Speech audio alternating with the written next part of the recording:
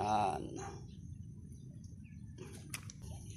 Pitong bulig, isang tilapia. Andito naman po ako sa expo.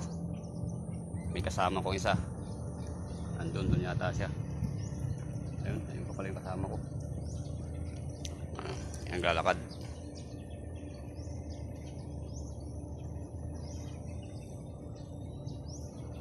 Wala pa masyado hangin pare ah. Yan pa yung spot oh. Lawak niyan.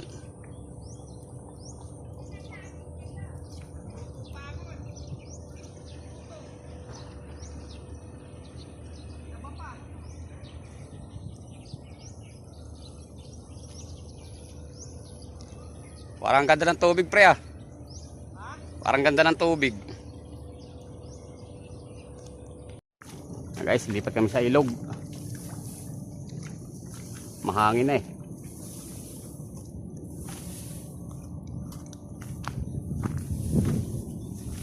Ay, huli niya oh.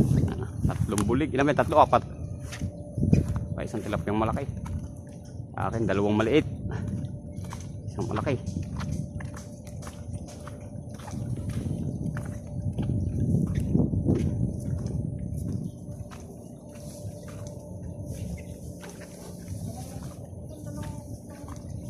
Dahing kat gagatawan.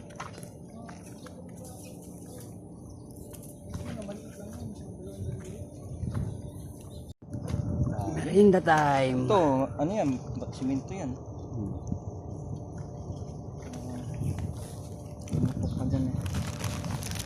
Ay, kung malaking bulig naman eh.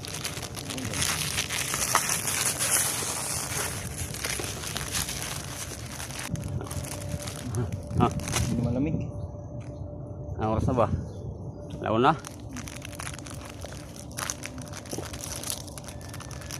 Katawan yan, mga ganyan. Doon, maganda talaga. Pituhan. May kahoy doon. Hindi makawalan tilapia ng ganda sa gitna yan eh. Ganyan. Baka kamoy grandorin yan, sisingap-singap. May babaw. Lakon bunganga. Uluhan ko na talaga. Tangan yung 8 kong bala ay yung tali. Hindi ko na siya lulusungin.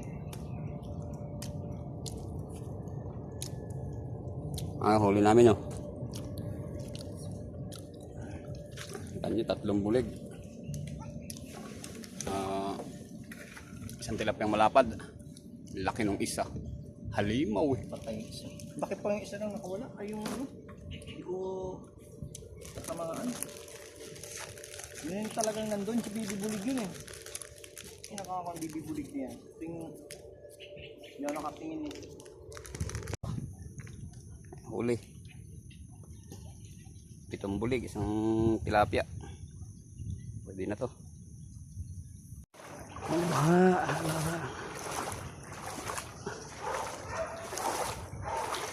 Laki ng high tide. Dito po ito sa bayan ng Giginto.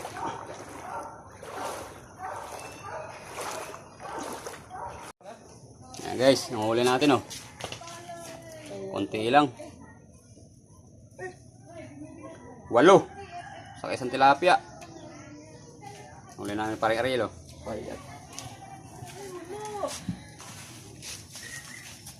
Ayan, daming audience oh.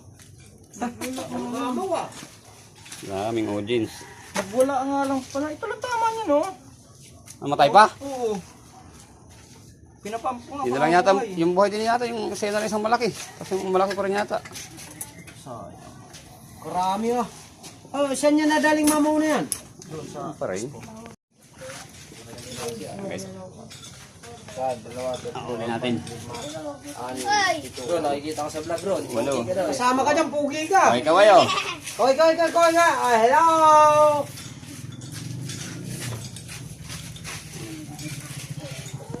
Sa final medal tally hawak ang 52 gold, 70 silver at 104 bronze medals. Kung hindi isasama ang mga taon bilang host country, ngayon na lang ulit nakasampa sa 52 gold medal mark ang bansa mula nang magugi ng 57 gold Nagkatapo tayo medals ngayon ng bulig. noong Huli natin 1996 kanina. Games. I'm very happy and satisfied with the performance of our athletes. Considering, Isabel, na halos the whole of 2020 wala nakapag-ensayo ng Papaksiw muna natin. ng ensayo talaga. No? We would have been able to send our athletes abroad to expose them like what we did before the SEA Games 19. No? Yun ang biggest factor sa tingin ko. Kaya kung nagawa din sana natin yun, I'm sure mas maraming gold pa sana. Dagdag pa ni Fernandez, sa ngayon ay wala pa siyang natatanggap na mensahe patungkol sa pagtitiko ng mga SEA Games medalist ng Pangulong Rodrigo Duterte. Tiningin na ni Senator Bongo yung listahan ng mga medalist natin para I believe para sa incentive mukhang magdadagdag na naman si Presidente ng incentive sila. Nakatakbong bumalik ng Pilipinas ngayong araw si Fernandez kasama sina Deputies Carl Zambrano at Pern Managelo ng Roller Sports at Muay Thai. Sabel Reyes, PTV Sports. Pagkatapos dominahin ang Southeast Asian region, plano ngayon ni Pinay weightlifter Vanessa Sarno na mas patulogin pa ang kanyang pangalan sa mundo ng weightlifting. Nagbabalik si Sabel Reyes. Weightlifter Vanessa Sarno na Ano naman yan? historic performance niya sa katatapos ng 31st Southeast Asian Games sa Hanoi, Vietnam.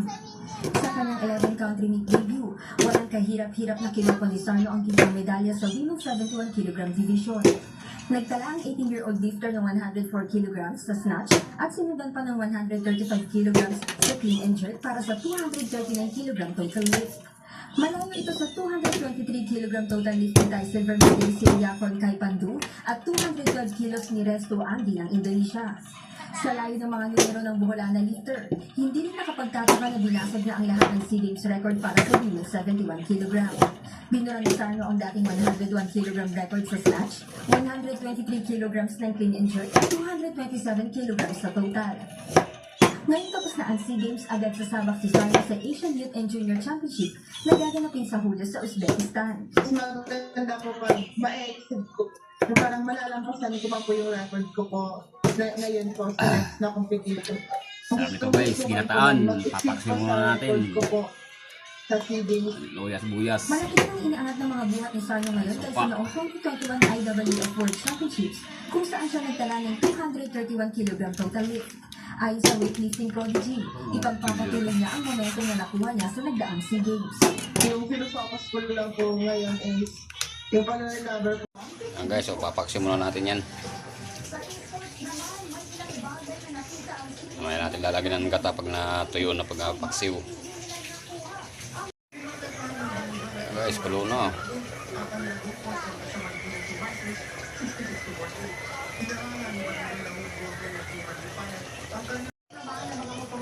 Ang bigla ang pagsasara sa IBQ Road sa may batasan ng pambansa.